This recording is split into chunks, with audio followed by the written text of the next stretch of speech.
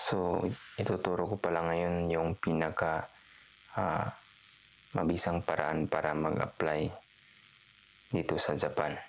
Kung ano yung madaling paraan, ano yung safe na paraan para makapunta kayo dito sa Japan. Kasi maraming nag-a-apply ngayon na sayang lang yung pera, sayang yung oras, wala pa rin silang hindi pa rin sila nakaalis hanggang ngayon. So, nakakalungkot isipin kasi walang nag-advise sa kanila, kaya ito yung video na to yung gagawin ko para sa inyo to, para aware kayo, hindi mangyari yung nangyari sa iba, mangyayari din sa inyo. Kaya napaka-importante yung ituturo ko sa inyo. So, kung mag-apply kayo dito sa Japan, dalawang visa ang pagpipilian nyo, yung TITP at SSW. Yung TITP, yung advantage ng TITP is employer muna bago ka mag-aaral. So, i-interviewin ka muna ng employer bago kayo magpapasok sa school, kasi pag pumasa kayo sa interview, so yung employer nyo na yung magbabayad sa school. So, yan yung sistema ng TITP. Ang gastos nyo lang is apartment, kain araw-araw, tapos allowance nyo, pamasahe kung malayo kayo sa school, tapos mga books, yun lang yung babayaran nyo. Pero yung medical, sa inyo na yun. Yung sa employer lang is yung tuition lang, parang ganyan, tuition fee. So, sa SSW naman, kayo mismo mag-aaral, wala pa kayong employer. So, mag-aaral kayo, wala pa kayong employer. Ang mangyayari niyan, so, sarili niyong gastos.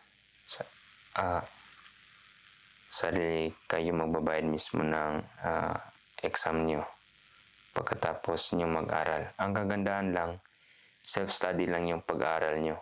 Mag-aaral kayo na pwede na kayong hindi pumasok sa school, sa bahay lang, online lang. Kasi yung mga reviewer is nasa internet lang. Lahat ng mga reviewer nasa internet lang, nasa website lang talaga ng Prometric website.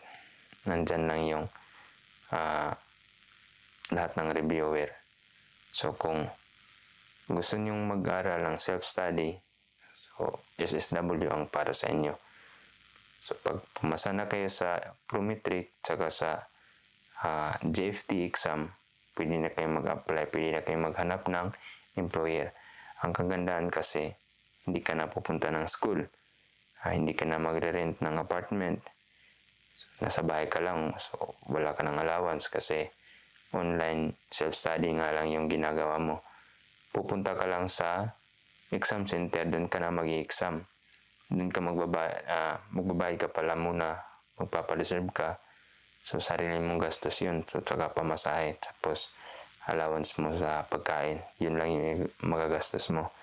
Yun yung kagandahan ng SSW. So, pag TITP, mahaba siya na nasa school ka. So, kung malayo yung school mo, kung natanggap ka ng interview sa Maynila, so, maaaring pupunta ka ng Maynila para mag-aral. Doon, yan yung sistema ng TITP. Sa case ko naman, sa experience ko, TITP ako dati kasi wala pang SSW nun. So, pumasa ako ng interview, kailangan kong pumunta ng Maynila para mag-aral. Pero ngayon may SSW na. Yung SSW, kailangan mo na nga lang talagang pumasa ng mga exam. So, sa TITP, wala kang ipapasang exam. Papasok ka lang sa school hanggang matapos yung 3 months mo. Kasi sa loob ng 3 months na yan, pinaprocess yung mga COE mo, yung mga visa mo, kung ano ba yan, ina-arrange na nila yung mga documents mo para sa pag-alis mo. Pero so yung pag-aaral na yan, may exam man dyan, pero sa school lang yan. Walang evaluation yan, walang mga certificate yan, walang level yan, walang N4, walang N1, N5, walang mga ganyan. Kasi required lang ng agency yan, tsaka school, tsaka company, para matuto kayo ng basic na Nihongo. Pero wala kayong level sa Nihongo. Kasi wala kayong tinik na exam sa exam center talaga or sa website talaga ng Japan. So, sa SSW, lahat ng aalis is may level. Yun yung sistema ng SSW.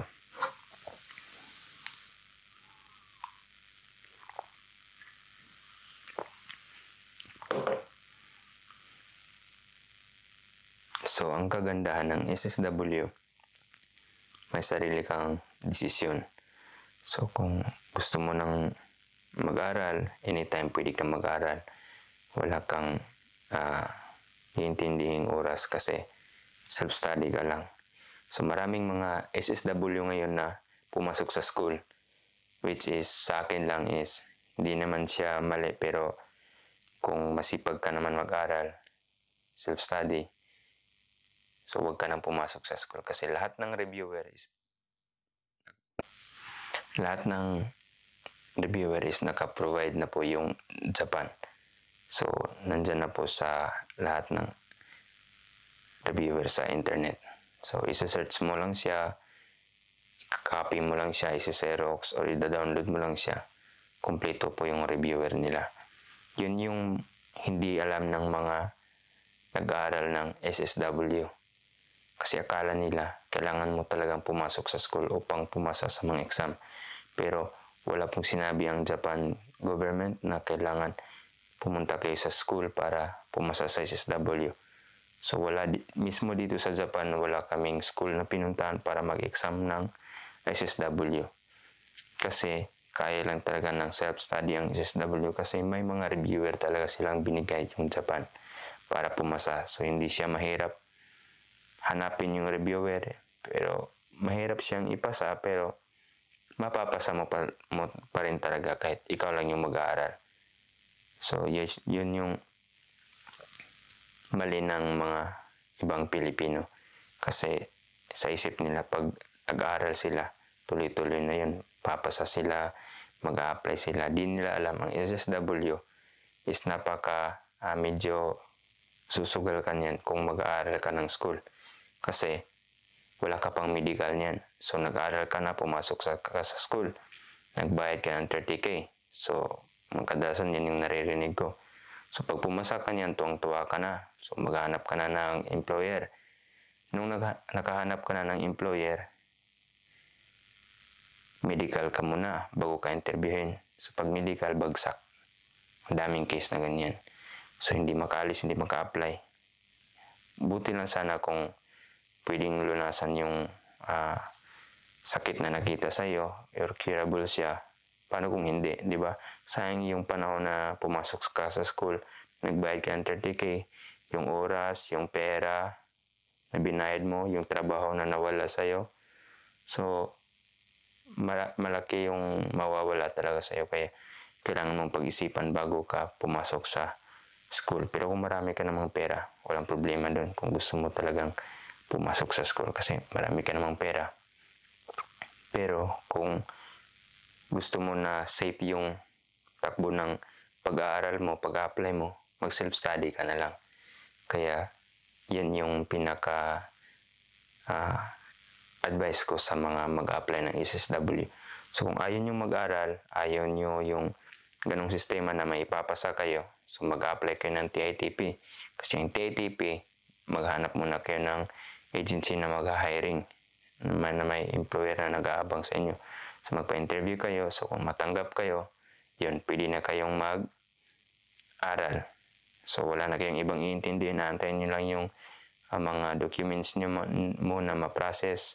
So nasa school ka sa loob ng 3 months, so pagkatapos niyan, kung okay na yung medical mo, yung pag-aaral mo, pwede ka nang umalis papuntang Japan. Yan yung TITP. So sana pag-isipan nyo ng mabuti yung TITP or yung SSW, yung apply yung visa.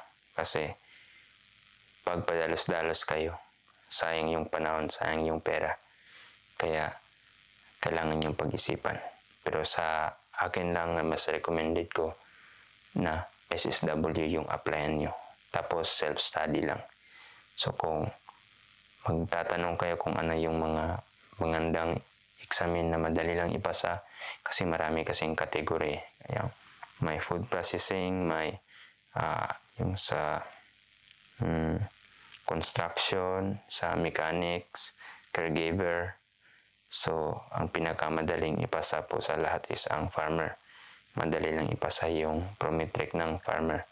Kaya, kung mahilig kayo sa farm or kung hindi kayo mahilig sa farm pero gagawin nyo lang stepping stone yung farming na trabaho, makapunta na ng Japan, so dito na kayo mag-iisip kung lilipat kayo o hindi, pero sayang. Kung maaari, tapusin nyo lang din kasi halos same pa rin yung sahod. Nakakapagod nga lang sa farm. Kaya yun yung advice ko kung mag-apply kayo ng SSW. Mas pabor ako sa SSW kaysa sa TITP. Pero galing ako TITP. Malaking tulong din sa ko yung TITP.